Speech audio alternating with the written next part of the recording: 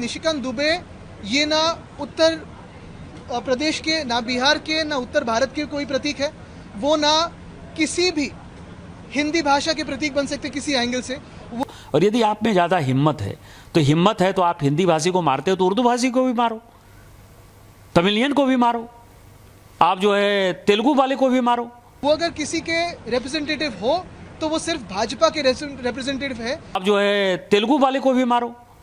आप जो इस तरह की घटिया हरकत कर रहे हो, और मैंने हमेशा कहा है कि जब अपने घर में हो, महाराष्ट्र में हो, यदि बहुत बड़े बॉस हो तो चलो बिहार, चलो उत्तर प्रदेश, चलो तमिलनाडु, तुमको पटक पटक के मारेंगे। हमारा झगड़ा जो है ना हिंदी से है, ना किसी समाज से है। हमारा झगड़ा सरकार से है और रहेगा जब तक वो सख्ती हम पे करते रहेंगे। यदि उनमें हिम्मत है तो बगल में जो है माहिम इलाके में चले जाएं और माहिम की दरगाह के सामने जो है किसी हिंदी भाषी और उर्दू भाषी को पीट कर दिखा दें, तो मैं मानूंगा कि वो सचमुच जो है बाला साहब ठाकरे जी के जो है वारिस हैं और बाला साहब ठाकरे जी के सिद्धांतों पर चल रहे हैं। बहुत सारी जो पार्टी हमारे साथ में आई, वो इंडिया अलायंस की नहीं, बहुत सारी, फिर उसमें कम्युनिस्ट पार्टीज भी थी, फिर वो जो समिति थी, वो सारे लोग जो आए वो महाराष्ट्र में पहली की कक्षा के विद्यार्थियों पे तीसरी भाषा की सख्ती के खिलाफ आए। और यही हमारा विषय है। और आगे जाके अभी आज महाराष्ट्र में जो सेंटिमेंट है, दो भाई एक साथ आने के लिए जो आपने देखा उत्साह है, जोश है, जल्लोश है, उसे भी कैसे कायम किया जाए, इसी पे भी सोच विचार मंच हो रहा है। निशिकांत दुबे जो बयान देते खास चुनौती देते हैं आप लोगों को, जाके उर्दू भाषा को मराठी बोलकर दिखाइए। मैंने यही कहा अभी मराठी में कि निशिकांत दुबे ये ना उत्तर प्रदेश के, ना बिहार के, ना उत्तर भारत के कोई प्रतीक है।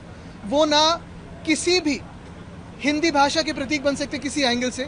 वो अगर किसी के रिप्रेजेंटेटिव हो तो वो सिर्फ भाजपा के रिप्रेजेंटेटिव है। और भाजपा के जो आज की विचारधारा है, जो गंदी विचारधारा है, जो कहती है तोड़ो फोड़ो राज करो, उसी के प्रतीक है। उनके मन में जितना जहर है, जितना पाप है, जितना द्वेष महाराष्ट्र के प्रति है, उतना द्वेष जो एंटी महाराष्ट्र बीजेपी है उसी का वो प्रतीक बनते हैं। लेकिन आज भी महाराष्ट्र में आप देखें तो उत्तर हो, दक्षिण हो, पूरे देश से बहुत सारे लोग यहाँ रहते हैं जो सुख में काम करते हैं। और आपको याद भी ये दिलाना चाहता हूँ कि जब कोविड का समय था तब शायद इस देश में एक में वो मुख्यमंत्री थे, उद्धव जी, जिन्होंने कहा था आप महाराष्ट्र में रहिए, ना कि आप चलते अपने गांव जाइए, कि आप भी हमारे हो।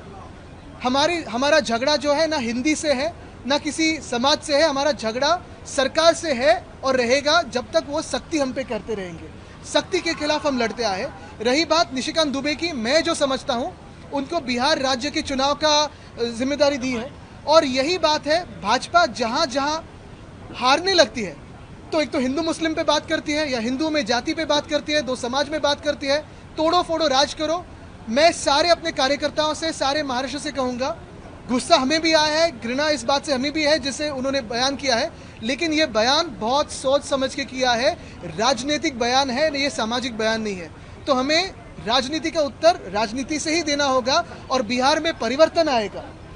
तेजस्वी शायद जीतेंगे, इसी डर से दुबे जी बात कर रहे हैं। वैसे अगर देखा जाए तो हमारे आनंद दुबे तो महाराष्ट्र में रहते हुए चला मराठी शिकूया करते हैं ना। आता isakal.com आहे देशातील नंबर 1 ची मराठी न्यूज वेबसाईट।